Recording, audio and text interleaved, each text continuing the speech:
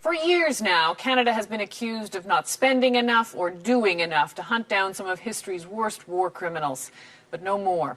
Today, the federal government announced almost $47 million to root out those accused of crimes against humanity. Sasha Petrusik has the details. This little street has become part of Canada's new, much larger campaign against war criminals.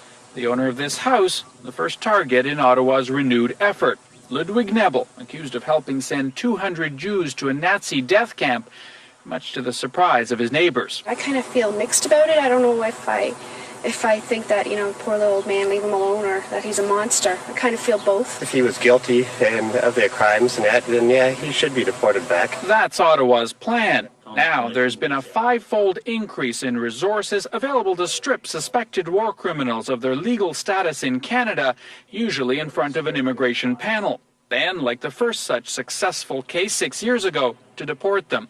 Many of the new targets will be from current conflicts like Rwanda. Until now, Ottawa hasn't devoted nearly as many resources to investigating these. With the new money, I think we can have a more balanced program to spend more effort on the modern period than was possible before, because of course it is sadly a problem that needs serious attention. It's a great initiative. It's something it's the kind of thing we've been asking for a number of years. Canada has been criticized at home and abroad for being soft on war criminals. Today, Ottawa released a tally of its efforts so far.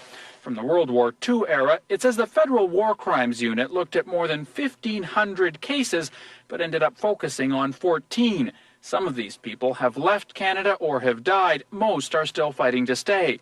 In the modern era, 400 individuals who arrived here as refugees or immigrants have been investigated as war criminals. So far, 81 have been deported. In the future, deportees could end up at an international criminal court, such as the one negotiated in Rome last week. Now that there's millions more for investigating war criminals and even new legislation in the works to make it easier to send them to this international court, Canada is clearly trying to show that this is no country for a war criminal to call home.